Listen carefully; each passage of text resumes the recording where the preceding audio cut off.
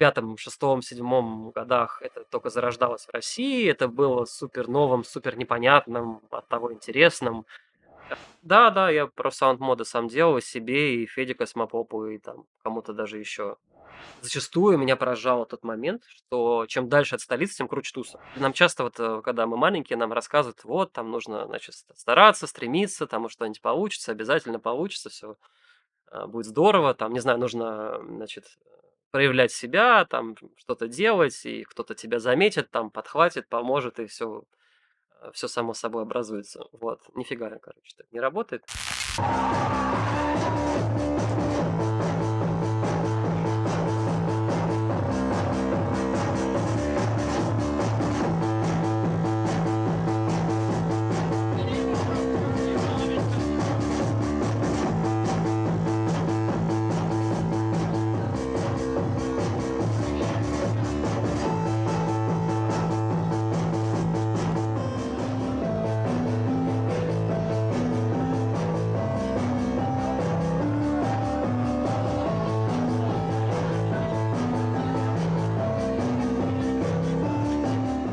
Привет, я Снорк25.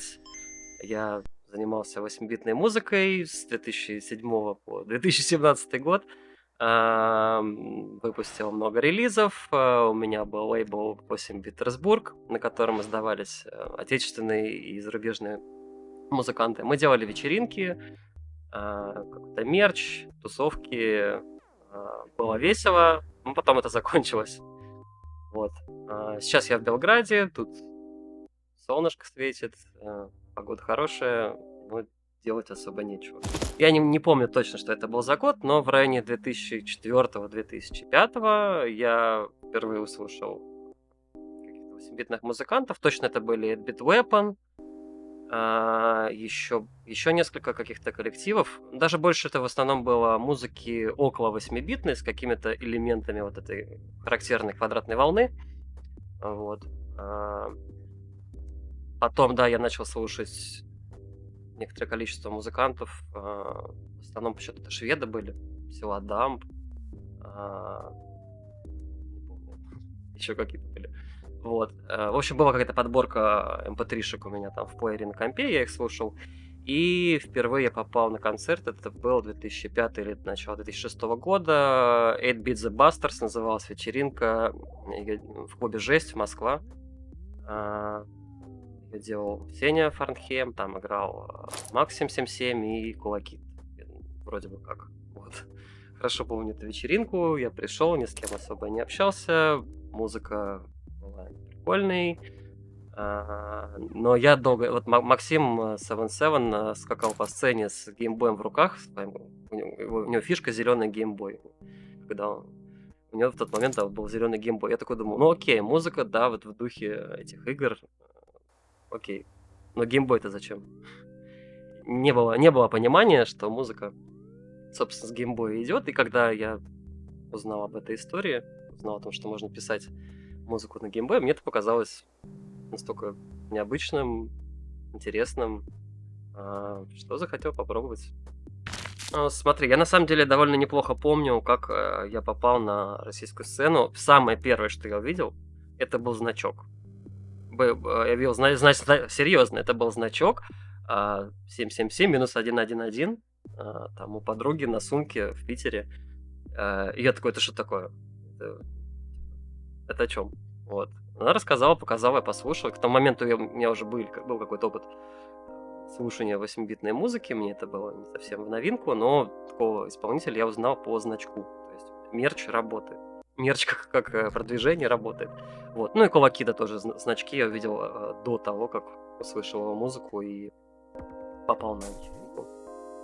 Вот. А дальше, в тот момент как бы для меня была одна социальная сеть, это LiveJournal. И, собственно, там, скорее всего, и были анонсы. Я даже помню афишу. Там был такой аскиартовый, пиксель-артовый панк с ирокезом. Коти Бахин, наверное. Вот. Ну и название, собственно, да, это отсылка к песне, к альбому Exploited by the Bastards. Нет, наверное, с ребятами с Children of DOS мы познакомились в 2008 примерно, потому что в 2008 уже я начал с ними играть. Вот. Хорошо помню этот момент, я с ними переписывался, с Максимом в основном.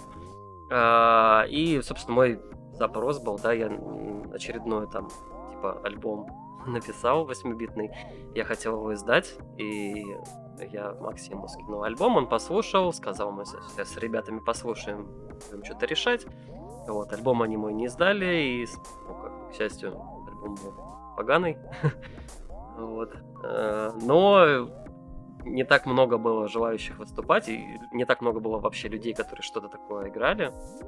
И ребята позвали меня играть. Вот. А, Я стал иногда в гости к Максу заходить. Вот там познакомился с Сашей, с Колокидом. Вот. Сидели, курили, планировали мероприятие. Вот. В 2008 году у нас уже было, по-моему, 3 микрорейва в Вермеле и пара вечеринок в 16-м. И типа это, ну, так, для меня, с моей точки зрения, это пик чиптюн 8-битной культуры в России, потому что там по 200, по 300 человек приходило на мероприятие. Это был полный замес.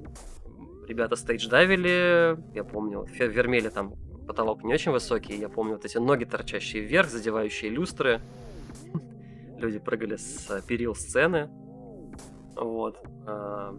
Было очень весело, очень клево. Но музыкантов было не так много, то есть даже не было большого выбора, кого поставить играть, потому что на всю страну-то там, в общем-то, играли 3,5 человека, и вот мы и играли. Вот. Свой первый картридж я купил Славы Крашенинников, который вот делал чипкульт. В 2007 году он привез Стю, Стрица, по-моему, да, и Семен, чувака, который делал пиксель-артовые визуализации, видеоарт в Москве на красный треугольник, как это называется. Ну, короче, где кондитерская фабрика. Там была вечеринка, вот, собственно, играл Стю, Семен делал visuals, и я там познакомился с Пашей Локи-Токи, там познакомился вот, вживую со Славой, и Слава в тот момент, он официально продавал картриджи LSDG. То есть мой первый картридж, он прям легальный, часть средств на него потраченных, они были отправлены Йохану Котлински, все как полагается. То есть у меня, типа, не пиратский софт. Вот. До этого, немного раньше, я все это... Так, давай начну с более ранней части. После первой вечеринки вот в Жести я был еще на нескольких вечеринках Children of DOS. И с того момента мне стало интересно попробовать самому писать музло на геймбое. Пока у меня не было картриджа геймбоя, я скачал там эмулятор, скачал ROM. И что-то на этом эмуляторе делал. То есть вот, треки с моего первого недоальбома, большинство из них, они написаны на компе. Ну, основа треков написана на компе. Вот. В 2007 году, в конце года, я встретился с Славой, купил первый картридж, и кто-то мне подогнал фиолетово-прозрачный Game Boy Color. Вот. Как оказалось, впоследствии этот Game Boy принадлежал, по-моему, Олегу Пиу. Или Паки. То есть кому-то из дуэта Пиу-Пиу, Паки-Паки. Вот. Точно уже не помню. Но я на тот момент этого не знал, просто мне вот подогнали геймбой попользоваться. Я на этом геймбое первые 2 типа альбома сделал. Вот. Причем там у меня не было ни трансфера, ни каких вот таких приколюх. Это был флеш-картридж без USB разъема, и я эти треки переписывал. Вот. То есть был набросок, сделанный на роме на эмуляторе. И потом уже на геймбое, на флеш-картридже я этот трек заново писал с нуля, как бы. Вот. Ну, там не так много писать. Нужно было треки 1,5 минуты.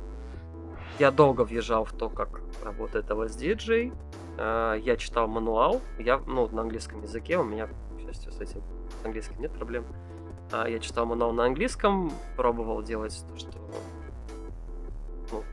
делать всякие фишки, вот, но сначала у меня был совершенно какой-то нездоровый подход к как раз из-за отсутствия нетворкинга и какой-то обратной связи я пытался вот барабаны делать на Wave-канале, как запланирована программа, и не как все нормальные 8-битчики делают на пульсе и на нойзе. Вот. Там я вообще много чего делал неправильно, и поэтому эти треки совершенно не звучат. Вот. И, ну, я даже не могу сказать, что за 10 лет в LSDJ я его прям досконально изучил. Интерес LSDJ в том, что даже при том, что это очень ограниченная софтина, что у тебя всего 4 канала, и у тебя очень ограниченное количество возможностей, все равно простор для творчества есть. Даже творчество технического, я имею в виду, музыкального. Пробовать использовать команды, скомбинировать команды, таблицы, как-то все сделать дисторшн вибраций, например, или делать детюн там на первых 2 каналах. Всегда есть технические возможности, и точно многие из них еще не изучены. То есть, например, вот для меня такая загадка — это саунд-дизайн у Паши в Walkie-Talkie. Он явно выжимал больше, чем мы все вместе взятые. Ну вот на Wave-канале он прям бог. Я вдохновлялся его творчеством. В 2009 году я выступал, у меня была серия лайвов с геймбоем и ноутбуком, с Ableton. И я синхронизировал их посредством конвертера MIDI-сигнала LSDJ NC Quadrat. Модели Firestarter. Делал его какой-то кустарный умелец в Москве, купил его там на форуме в GBX или не помню. Он был с очень плохим корпусом и с болтающимися портами. Вот. Но он стоил в 3 раза дешевле, чем тот, который делал Макрон. Так вот, я играл некоторое количество лайвов с геймбоем и Ableton, и на Ableton я в основном ставил всякие Jungle Beat Loops, всякие барабанчики, вот. И в тот момент я прям слушал, включал и выключал, и понимал, что ты можешь какой-то максимально забойный бит на геймбое сделать, а потом включить луп на Ableton и как бы чувствовать огромную разницу, что геймбой, он не дает пробивной звук вот этих барабанов, нету ни звонких снеров, ни мощной бочки, и, соответственно, любой бит на геймбое, каким бы он крутым ни звучал, если его сравнить с нормальным битом, то он блекнет, вот. Поэтому танцевальная и забойная музыка на геймбое — это, конечно, это нонсенс. Поразительно, что большинство в той 8-бит как бы культуре, которая нам близка, да, именно в вечеринке, именно танцевальная музыка. Поразительно, что это можно было такое на геймбое сделать, потому что, конечно, по звучанию геймбой под это не приспособлен совершенно. И я не помню, какая у меня была первая. По-моему, это была 2 там что-то, вот. А потом большую часть времени у меня была там 3 что-то, 3 что-то. В общем, до 4 я так толком не дошел. У меня где-то на каком-то из картриджей была 4 в конечном итоге, но это уже конец, и я этим не особо пользовался. Так что да, до 9 версии, да, я, естественно, не дошел. Понятия не имею, что там в 9 версии сейчас. В фильме Europe in 8-bit разбирался синдром Питера Пэна, что 8-битная музыка — это в первую очередь ностальгия и попытка вернуть себе детство. Про себя могу сказать, что для меня это совершенно точно не так. Вот. У меня не было игровых консолей, у меня ни геймбоя не было, ни Нески не было, ничего этого не было. Я иногда играл в приставки там у друзей, вот, но это реально не было каким-то неотъемлемым атрибутом детства. Я играл в компы больше. Там у папы на работе или где-то еще какие-то древние ретро-компьютеры. Не приставки, а компы. Вот, поэтому, особенно геймбой там, да, геймбоя у меня никогда не было, и первый геймбой у меня появился в 2007 году чисто для музыки. Вот. И я не могу сказать, что для меня вот это звучание, оно прям супер ностальгичное. Что я в этом нашел? Я в этом нашел техническую особенность, что геймбой и 8-битная музыка — это технически очень ограниченная история, еще и устаревшая, вот, но при этом со своим уникальным, особенным звучанием. Писать музыку на трекере — это совершенно не то же самое, что писать музыку более обычным путем. То есть я в музыкальной школе 5 лет занимался фортепиано. И как бы после этого, когда я занимался музыкой, да, я чаще всего записываю ноты там, да, при помощи MIDI-клавиатуры. Вот, на геймбое совершенно по-другому. На геймбое все программируется, на геймбое задается все, ну, как бы тебе, можно сказать, таблицами, там, да, что у тебя есть определенный порядок нот и команд к ним, и это по-другому выглядит, и по-другому имеет совершенно другую структуру. То есть, например, это очень похоже на драм-машину. Писать на геймбое — это как программировать драм-машину. По большому счету, расставлять в паттерне нотки, которые в какой-то момент, в определенный момент сыграют. Вот. Поэтому для меня 8-битная музыка и геймбой, в том числе, в частности, это, я не считаю, что это для меня ностальгично, я считаю, что для меня это чисто такая техническая штука особенная, что это... Ну и потом тоже, я уже говорил, да, когда я понял, что ребята на геймбое пишут музыку, с ней выступают, я подумал, что это, ну, это дурацкая история. Это смешно, и это глупо. Вот. Я должен попробовать. Потому что это глупо. Это компактно, это портативно. Вот. Это существенный плюс геймбоя. И потом я еще немножко на PSP-шке 1000 написал в этом пиги-трекере. Портативность решает. Да, это клевая тема. И сейчас электронные музыкальные устройства, которые я покупал за последние там несколько лет, и то, что я использую, это в основном портативные девайсы. У меня вот Roland R6S, есть драм-машинка маленькая, она на батарейках, она очень маленькая, и это супер удобно. Одним из моих любимых клубов еще до этого и после, и до сих пор, и навсегда, это Стирка 40. Вот. Не знаю, почему такой маленький подвальчик навсегда в моей душе. Но, во-первых, там ребята работают всегда только крутые. Там все директоры, бармены всегда только очень крутые чуваки и девчонки. Лохов не берут. Вот. И там даже при том, какой маленький... Я даже сам хотел там туда пойти работать, но не знаю. Лох, может быть, не взяли. Ну, не то чтобы не взяли, ну, как бы это даже не обсуждалось толком. Но была в какой-то момент я так влюбился в стирку, что такой думаю, блин, может, мне надо в стирке работать. Вот. В стирке я познакомился с Андреем, с никнеймом Sega Tiger. Вот, у меня был единомышленник Sega Tiger. Мы с ним делали вечеринки 8-битные и около 8-битные. И в какой-то момент, я помню, была вечеринка во Флэте, и после вечеринки во Флэте мы с ним обсуждали этот момент, типа, насчет своего лейбла, насчет своей... Ну, раз уж мы делаем вечеринки вдвоем, вот, значит, нам нужно... Мы уже, типа, как промо-группа, и, в общем-то, можно что-то издавать, потому что на тот момент Children of DOS, они не только меня не издавали, они вообще никого не издавали. Были on hold. На паузе, вот, и, в общем-то, толком из этого и не выбрались. И был определенный вакуум, что отечественному 8-битному музыканту либо куда-то ломиться за границу, либо не издаваться вообще. И изначально лейбл 8 Петербург я позиционировал, я считал как совместный проект мой и Sega Tiger, но должен сказать, что Sega Tiger придумал название. Вот. И мы с ним совместно делали вечеринки в стирке. Вот. Вне стирки уже я без него делал, и все остальное тоже делал без него. Вот. То есть идея возникновения лейбла у нас была совместная, он придумал название, и мы это как бы обсуждали, мусолили.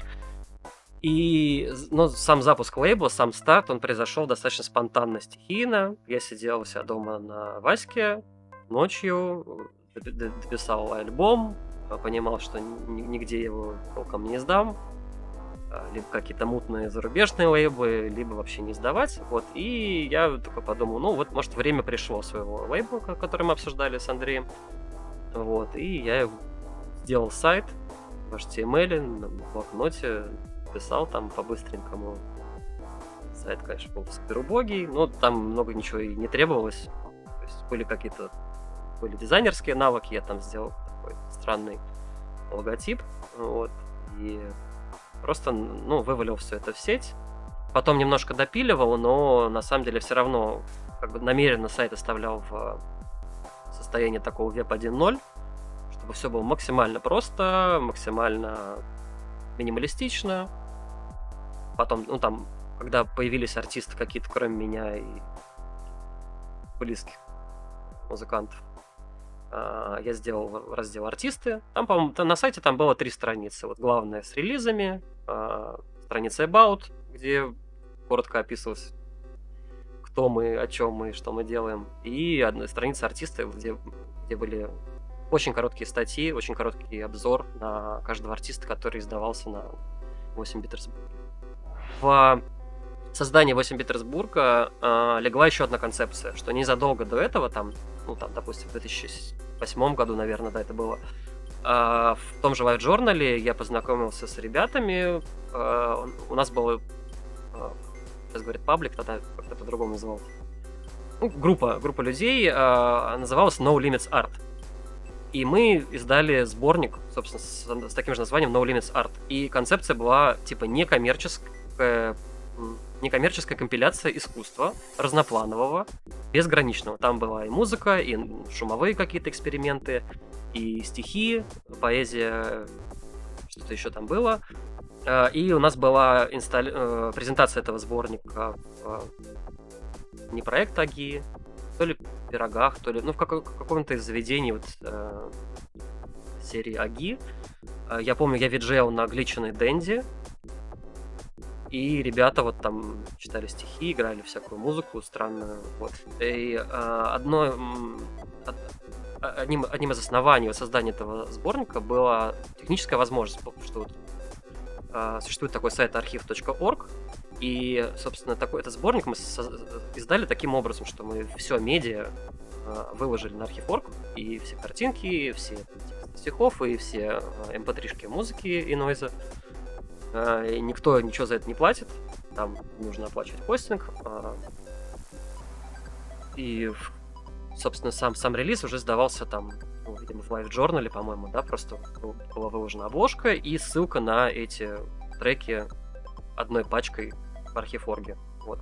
И именно вот эта техническая возможность пользоваться Archive.org как хостингом файлов, она в том числе меня подтолкнула на создание лейбла, что у меня был такой склад ума, максимально некоммерческий в плане вечеринок, что я старался делать вечеринки с бесплатным входом, и некоммерческий в плане музыки, чтобы можно было музыку издавать бесплатно, чтобы она была доступной, но не из своего кармана это оплачивать, а хостить это бесплатно. То есть тот же сайт 8 Петербург, он был на бесплатном хостинге, вся музыка, все медиа лежали на бесплатном хостинге вот Archive.org.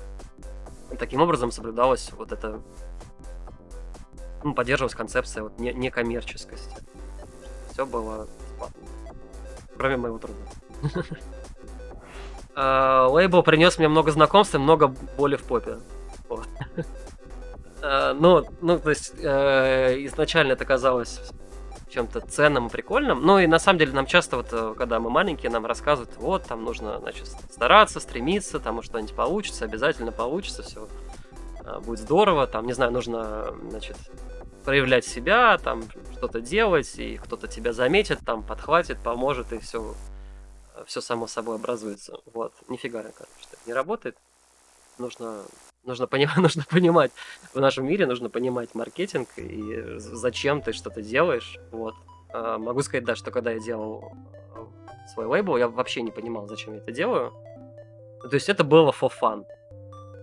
Естественно, 100% у меня не было никаких коммерческих ожиданий, да, потому что я, наоборот, старался все делать бесплатно. У меня были ожидания развития.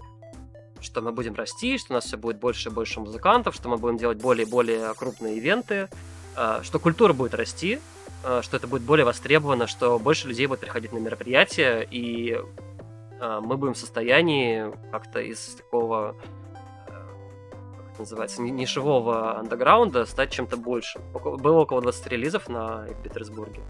В первую очередь, то есть я сделал лейбл как бы чисто для себя. Да, то есть мне негде было издаваться, и я сделал себе лейбл, чтобы там издаваться. Ну, так, на самом деле, некоторые музыканты делают, это нормальная тема. Потом А, Вот. Ну, номер первое, да, это лейбл для себя. Второе, это лейбл для своих пацанов. Там, да, то есть ребята, с которыми я играю, с которыми я делаю вечеринки, с которыми я тусуюсь, общаюсь, им проще всего попасть на лейбл, да. Типа, я в них уверен, в их музыке, и я так и так с ними уже работаю в плане выступлений, в плане каких-то гастролей. Поэтому в первую очередь, значит, это лейбл для себя, в вторую очередь это лейбл для ребят, которых я лично знаю. И дальше, да, это уже игра вовлечения, да, искать интересных музыкантов, звать их на лейбл, кто-то из них соглашается, там, кто-то не соглашается, кому-то интересно, кому-то неинтересно.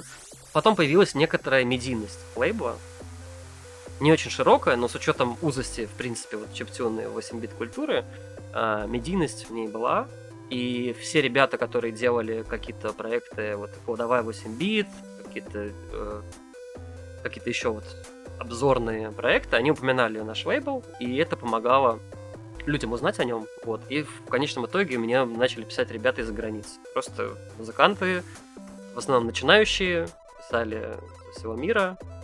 У меня там из Малайзии был релиз, из Америки ребята релизились, еще откуда-то. Вот. И ребята, которые мне, американцы, релизились, они помогли с MySpace. Собственно, они вели мне MySpace. В тот момент это была актуальная социальная сеть. И благодаря MySpace тоже какой-то поток демок был. Вот. Но в какой-то момент поток этих демок стал слишком плотным. Мне приходило огромное количество демо. Я считаю, во-первых, я считал, что мой лейбл слишком маленький и незначительный, я такого не заслужил. Но с другой стороны, как бы в основном эти демки были от неопытных музыкантов, от начинающих. И это была полная шляпа. И много было демок не по теме. То есть просто какой-то вот рамчик, какая-то электронная музыка, не связанная с 8-биткой никак, а все-таки на 8-бит он был изначально 8-битным лейбаком. Там были около 8-битные девиации, но совсем не 8-битную, совсем не связанную музыку там издавать не хотелось, и, собственно, мы не издавали. Я следил за 8-Bit Collective, и какие-то еще были сайты, форумы, я сейчас не вспомню название, но какая-то была движуха зарубежная, вот. Где-то там можно было свои треки выкладывать, за них люди голосовали, иногда эти треки поднимались, кто-то там хотел слушать. Были какие-то подсказочки, как сделать классный кик, классный снэр. Сейчас вспомню. Да, кстати, тоже на этом, наверное, на 8-Bit Collective я подсмотрел схему пайки, как сделать себе про Sound мод. Вот. То есть это... Да, я про Sound моды сам делал, и себе, и Феде Космопопу, и там кому-то даже еще делал. Ну, там ничего сложного. Я, конечно, немножко криворук паяю, но достаточно.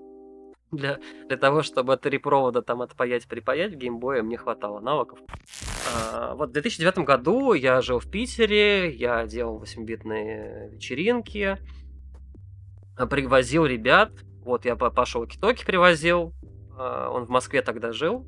Я оплатил ему билеты из кармана, привез его в стирку сыграть. Кого-то еще я привозил. У меня был Fish Plus Fish, это русский парень, но он жил тогда уже в Швеции. И он проездом был в России, мы были знакомы в интернете, и я уговорил его сыграть тоже в стирке, по-моему. Вот. То есть делал какие-то привозы. И в какой-то момент мне написали в интернете ребята из Конструктора, из группы Конструктор. Лично с ними мы до этого не были знакомы. Вот. И, значит, мы с ними списались, они видели какой-то мой, видимо, потенциал, потому что я довольно активно выступал и довольно активно что-то делал. У них был тур, и они позвали в тур поиграть у них на разогреве. Я помню, это был Псков, Новгород, в Питере тоже с ними играл. В общем, была какая-то серия вечеринок, типа как тур с группой Конструктор. И на самом деле очень забавно. У меня даже есть фотография на геймбой камеру с Прусикиным, вот его портрет. После этого тура я с ними очень долго не общался, и вообще, как сказать, контакты были обрублены. Потом, значит, спустя много лет становится популярной группа Little Big. Я не обращаю внимания, я такую музыку не очень люблю. Вот, и спустя какое-то время я понимаю, что я знаю Прусикина лично, что я с ним общался, что я с ним ездил в тур, что я с ним, я, можно сказать, даже у него что-то вроде интервью брал, а, расспрашивал по всяким разным вопросам, и то, что он мне рассказывал, на самом деле очень сильно коррелирует с их творчеством. Вот, это многое мне объяснило, то, что он мне тогда рассказывал. Но это очень реально странное ощущение, что я несколько лет не признавал, ну, не понял, что это он, потому что тогда он волосатый был с усами, вот, а сейчас он совершенно по-другому выглядит. И у меня выпало из головы, что да, что я, типа, что я знаю Ильича, и что я вот с ним, типа, тусовался и слушал его интересное мнение по поводу многих вопросов. Да, я в курсе проекта Tencor, и даже, ну, вот на самом можно угорать над эмо там и всякими такими штуками, но лично мое... Не, ну вот я как раз хочу сказать, да, что типа можно, что принято вот угорать над эмо и там всякие гадости про них говорить, но в тот момент, когда вот я был на туре с группой Конструктор, у меня было очень устойчивое ощущение, какого черта ребята, настоящие музыканты, которые могут нормальную музыку делать, там, Тенкор, да, почему, какого черта они занимаются такой ерундой, как Конструктор? То есть для меня Конструктор это был, ну, это цирк. Они выступали в трико, они сыпали сальными шуточками между песнями. То есть это максимальный такой вот шоу-бизнес. То есть вся музыка у них шла с MP3-плеера. И ну, для меня это было как-то немножко неуважительно, с одной стороны, к музыке, с другой стороны, совершенно не тот контекст, в котором я выступал и всем этим занимался. Вот, поэтому, да, вот я слышал группу Tencor и понимал, что челы музыканты, что они знают, какой стороной гитару держать, что они там и петь умеют, и все вот это вот. И когда я выступал с группой Конструктор, я испытывал такой, ну, небольшой бадхёрт. Потому что, да, для меня группа Конструктор — это херня. Вот. Ну, как, в принципе, и Little Big. Вот. Ну, могу немножко из такого, из инсайт такой рассказать, да, что я говорил, типа как интервью. Я вот с Прусикиным на бэкстейдже общался, и он меня, например, спрашивал, какой твой там самый большой успех как музыканта? Я пытался что-то объяснить, он говорит, нет, сколько максимально людей там на тебя приходили? Вот, я говорю, ну там, допустим, 100 человек, там, 150 человек. Он говорит, ну вот мы недавно в Киеве играли, на нас пришло 1000 человек, вот мы крутые. И он транслировал такую идею, все ради успеха. То есть и в трико плясать, и что угодно делать ради привлечения внимания, ради успеха. Вот. И это максимально вот отличает наши с ним точки зрения. Но, с другой стороны, можно посмотреть на результаты. Вот кто-то один успех достиг, а другой перестал просто заниматься 8-битной музыкой и ушел из всего этого.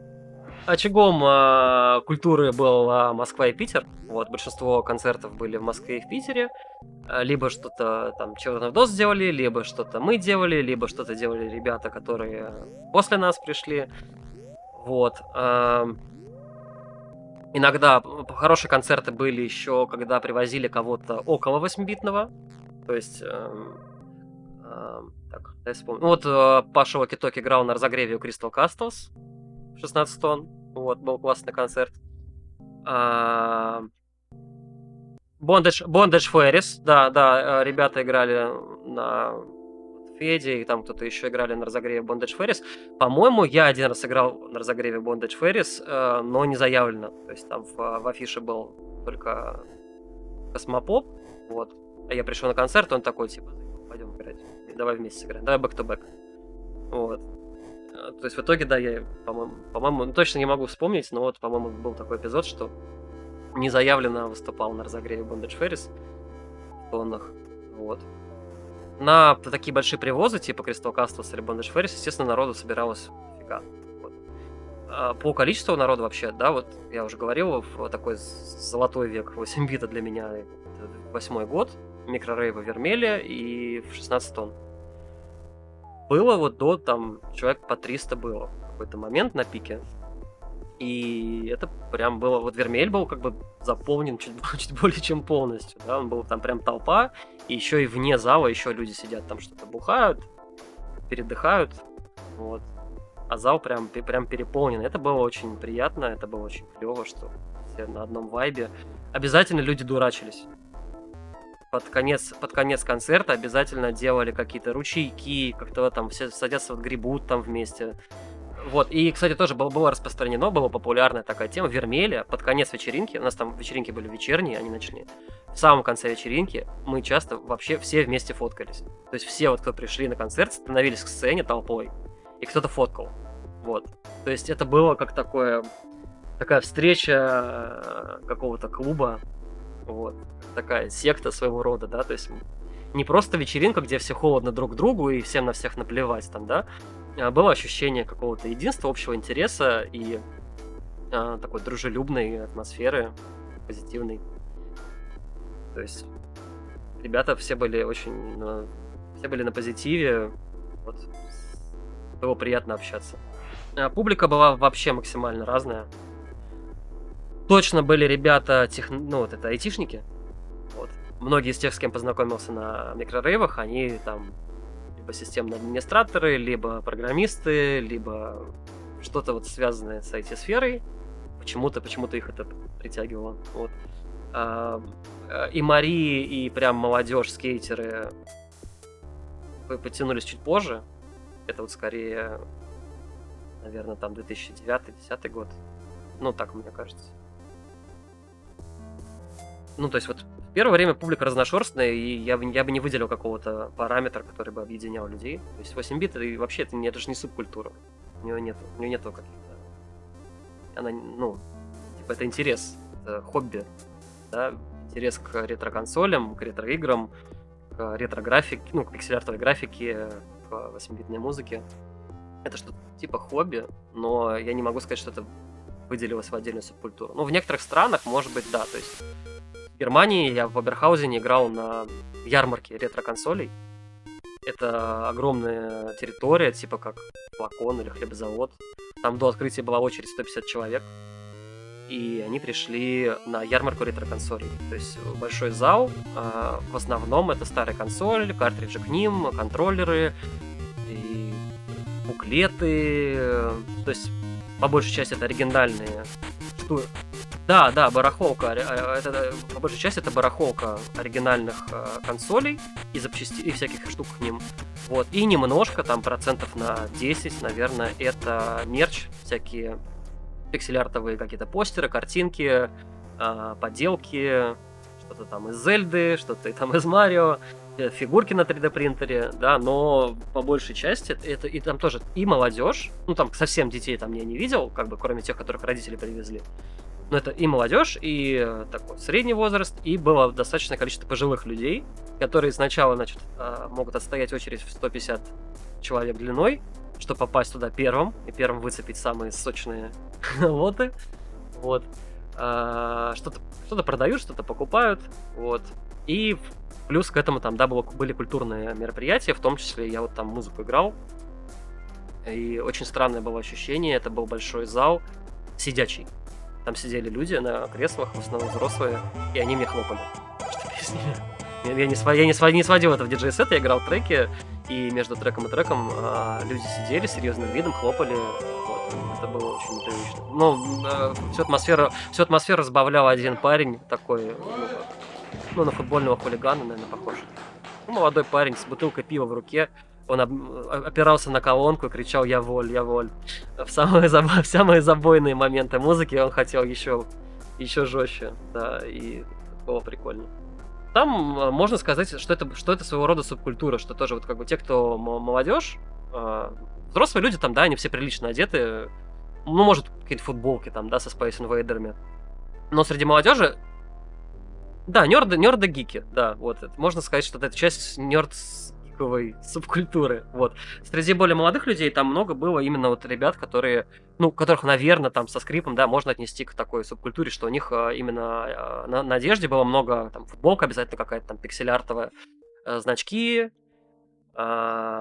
какие-то висюльки, брелки, там пиксельные очки вот эти, если вспомнишь, были. Ну, короче, да, что было много атрибутов вот конкретной вот этой 8-битной пиксель-артовой культуры, ретро-геймерской. Вот. То есть вот в Европе я видел какие-то элементы прям чиптюн культуры. В России я бы не выделил это в отдельную субкультуру, поэтому... Ну, типа, есть какие-то атрибуты там, да, те вот эти очки или значки там, да, но я не могу сказать, что это прям... Кто-то себя идентифицировал, да, с этой субкультурой. Окей, да, окей, Forest Dump, да. Я, ну, как бы, я продолжаю придерживаться мнения, что пик культуры был в 8-9 годах. Вот, Forest Dump — это попытка ревайвала. Можно сказать, что она была успешной. Вот. Первый Forest Dump, он вдохновил на продолжение истории, там, да. 3-4 были крутыми. 3 и 4 Forest Dump, они были достаточно массовыми, достаточно крутыми. Вот первый Forest Dump, там сложилось сразу несколько, как бы, событий, да. То есть, с одной стороны, это была запланированная оффлайн встреча 8-Bit Club, да, вот ВК-шного сообщества, что основная аудитория это был 8-Bit Club. Вот. Ребята хотели устроить музыкальный шоу-кейс. Соответственно, Фарнхейм для этого дела купил генератор маленький, переносной, притащил его туда. И когда колонки от компа, я притащил беринджеровский пульт. Там все с него играли. И позвали, в общем-то, всех желающих играть. Был концепция Forest Dump, да, было типа как 8-bit All Stars. Да? Все, кто играют, все играют. Если ты там начинающий, несы, тоже сыграешь. Вот.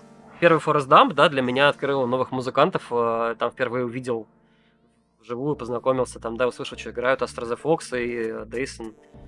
Оба крутые. Вот. После этого как бы я их звал играть и видел, что они активно там играют на других тусах. Вот на последней тусе, на которой я играл в Москве, они, по-моему, были вот в 17 году. Я заранее решил, что это будет мой последний 8-битный альбом, и типа у меня было 2 последних вечеринки. Последняя в Москве, последняя в Питере. Вот, и на последней вечеринке в Москве, это было на Правде, на Савеловской, по-моему, там вот как раз были Astro the Fox и Дейсон. Вот. И там я познакомился с Даней Воронковым, который балалайкер and the Blobs. Да, Даня неудержимый. После этого мы с ним много виделись, много где пересекались. Мы с ним играли совместно один сет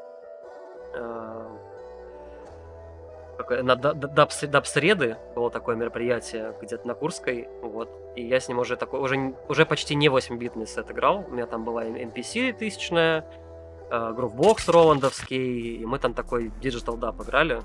Есть на ютубе запись с ужасным звуком, но с точки зрения музыки довольно экспериментальненько. Еще, кстати, смешно было с Таней Воронковым, такая у меня была история. Я приехал в 21 году, по-моему.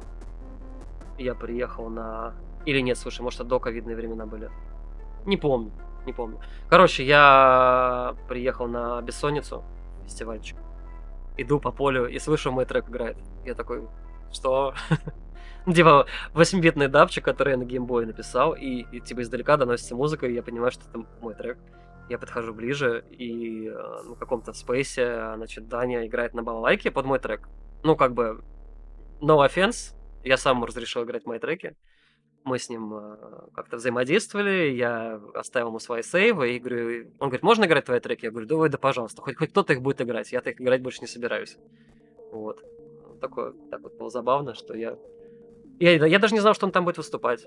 Это было неожиданно. Я просто иду по фестивалю и слышу, мой музон играет. Ну, то есть вот кому-то и пригодилось, потому что мне уже не особо интересно было дальше играть. Много раз такое бывало, что мы играли в пустой зал. Вот. Такое бывало, что вечеринка провальная. Что почти никого не пришло, что никого нет на танцполе. Это очень плохое ощущение, отвратительное. Иногда даже вообще не хочется играть. Вот, бывало такое, что да, играешь почти в пустоту. Народу мало. Ну, это как бы проеб промоушена. с одной стороны, а с другой стороны, это, в принципе, низкий интерес к такой нишевой истории. Вот, но бывало и клево. Бывали реально крутые тусы, и меня вот когда я активно гастролировал, там какой-нибудь вот 8-й, 9-й, 10-й год, зачастую меня поражал тот момент, что чем дальше от столицы, тем круче туса. То есть вот я помню, один из лучших концертов у меня был в Краснодаре. Там было прям круто. Ну, я имею в виду энергетику, да, что люди скакали, орали, были на хайпе и как бы не молча кивали там в такт музыки, а они реально отрывались, очень жестко угорали под нашу музыку. Вот. Помню, была прикольная достаточно туса в Йошкар-Оле. Значит, у меня был знакомый Саша Свамп, графитчик, и он из Йошкар-Олы, и он там был не последний человек в городе, работал дизайнером и всякими другими штуками занимался, в том числе культурными.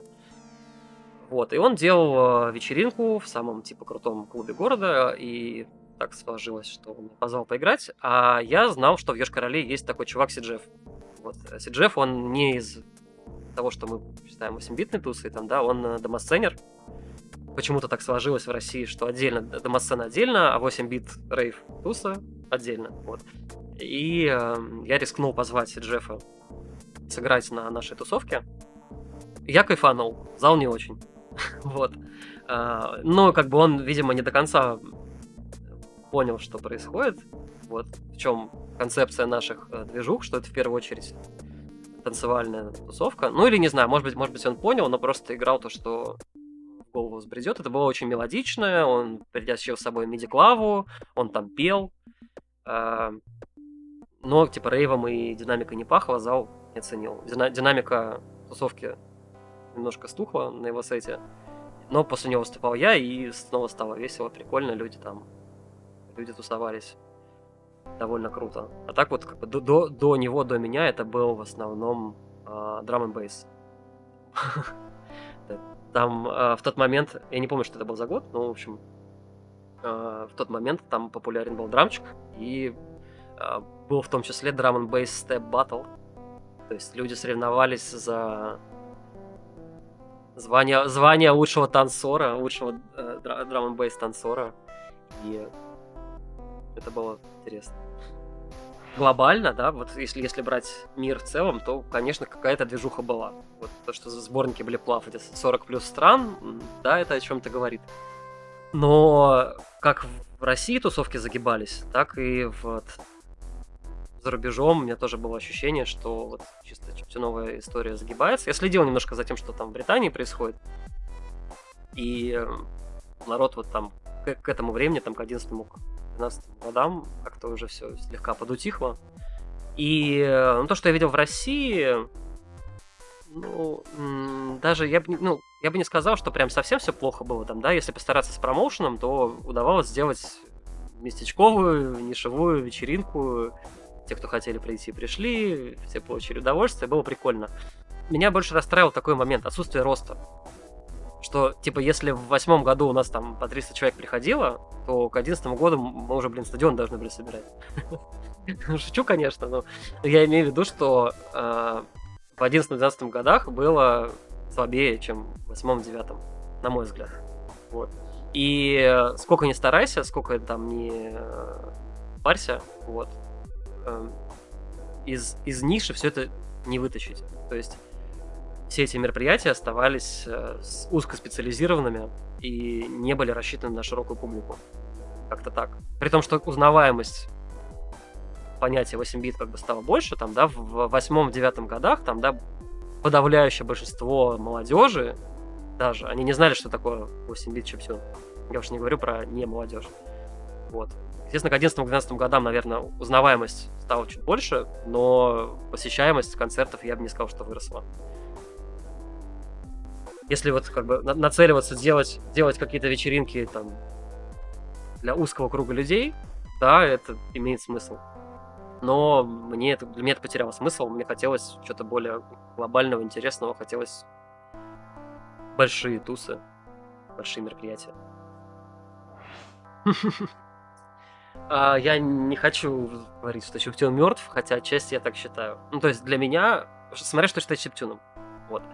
Для меня, как бы я был свидетелем всплеска сцены, всплеска культуры, что вот в пятом, шестом, седьмом годах это только зарождалось в России, это было супер новым, супер непонятным, оттого интересным. Там было... До меня было 4 музыканта, которые этим толком занимались в Москве, там, да, и примерно столько же в Питере. Потом все это выросло, там 8-9 год были клевые тусы, которые собирали много народа, были какие-то релизы, вот, потом, значит, подключился Эд Петерсбург, мой лейбак. Я вот пару лет, честно, старался все это дело продвигать, подтягивать людей, издавать тех, кто издает хороший материал, вдохновлять, подбивать тех, кто еще не издал хороший материал, но уже дает повод считать, что такой материал будет. Вот. То есть на самом деле вот на Эд Петерсбурге были челы, которые мне присылали музыку, и я говорил, что блин, вот это я пока не сдам, да, но мне кажется, у тебя есть потенциал. И некоторые из них потом в итоге у меня издались, потому что выросли, вот, и стали делать лучше. Для меня 8-битная сцена, такой, какой она была, она закончилась. То, что... Ну, то есть вот Forest Dump последний, это... Последний Forest Dump, это последний Forest Dump. Вот. И мы приняли решение после этого ничего не делать. То есть мы с тем уровнем промоушена, который мы запускали, с тем уровнем усилий, которые мы вкладывали в создание этого мероприятия, да, ну, могло бы прийти в 2-3 раза больше народу, если бы это было что-то менее нишевое. Поэтому мы приняли решение не продолжать эту историю. И какой-то четвертый Forest Dump в Свободе.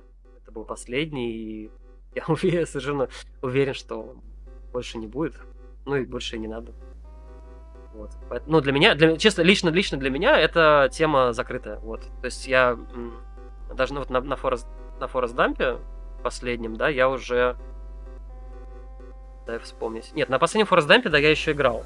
Вот, но в 17-м году, да, в 17-м году я выпустил альбом X, то есть 10, который отмечает ровно там 10 лет того, как я занимался 8-битной музыкой. Это было такое прощание, такой финальный альбом, завершение этой карьеры, потому что для меня больше в этом больше нет мне смысла писать музыку на геймбое. Вот. Я не могу сказать, что я сделал все, что можно, все, что можно было. Наверное, что-то еще можно было, но для меня просто это перестало быть интересным. Да?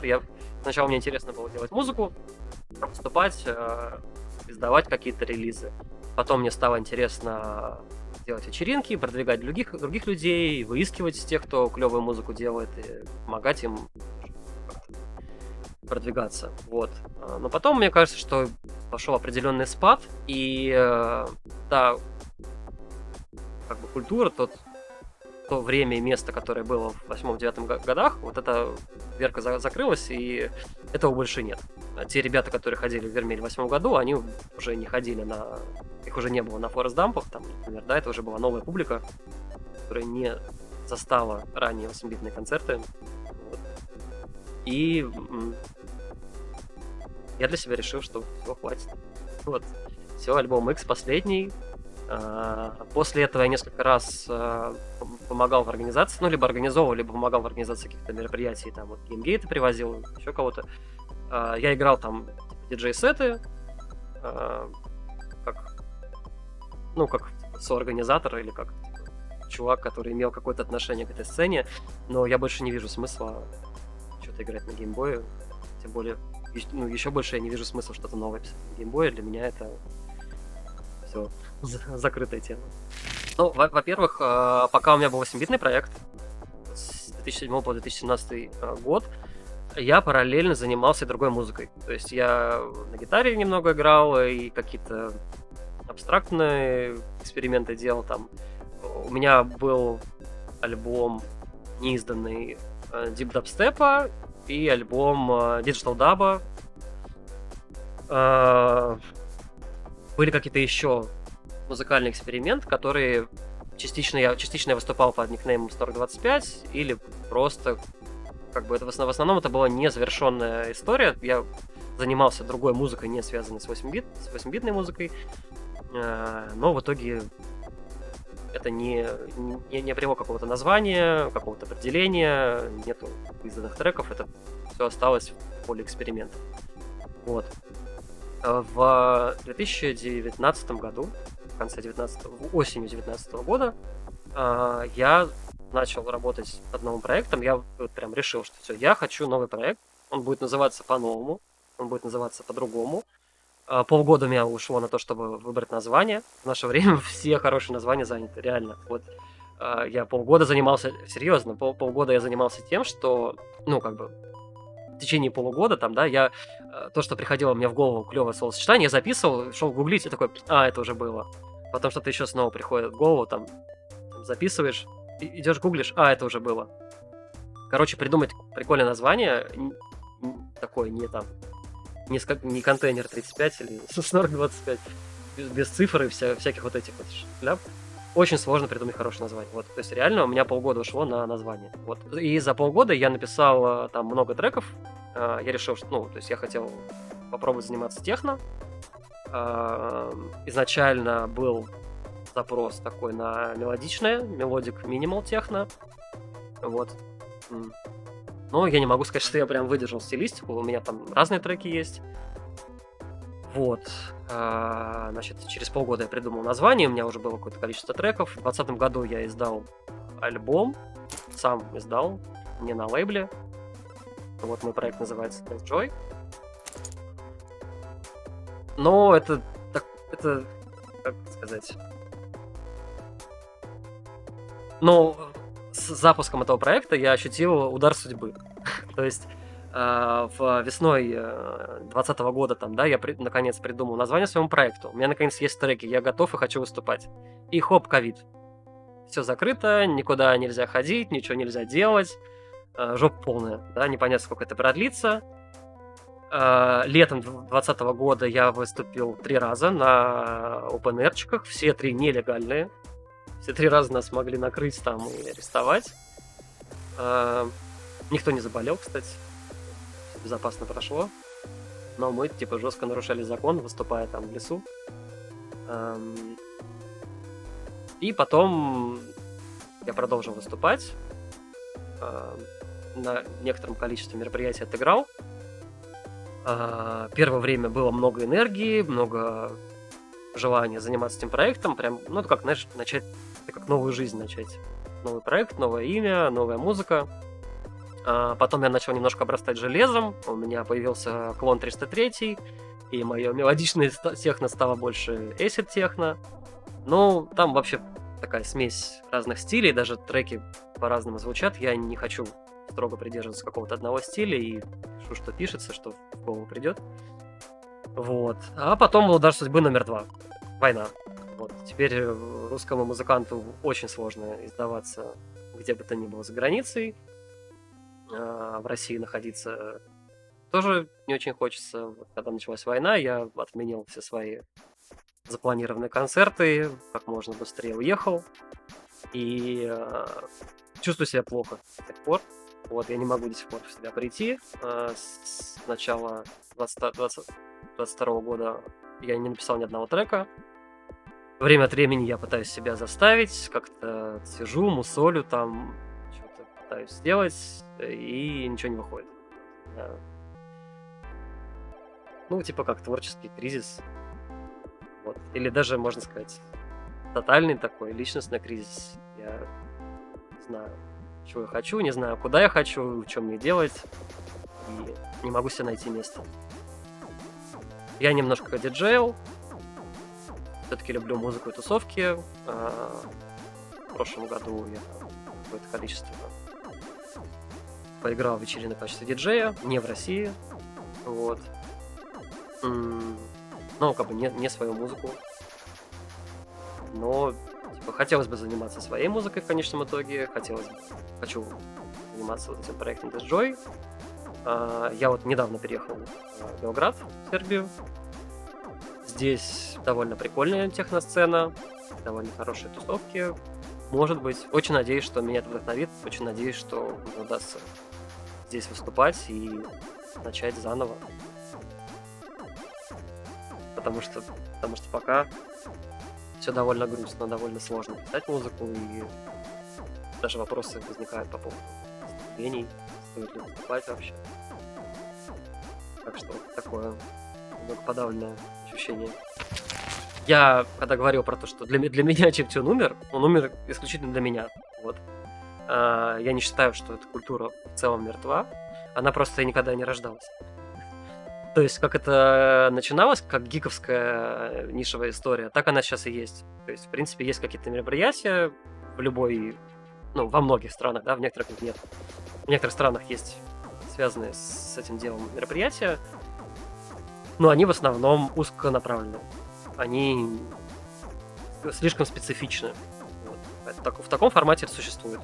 Вот. А как всплеск какого-то стыка рейва и гиковства 8-битного, да, это было, и это прошло.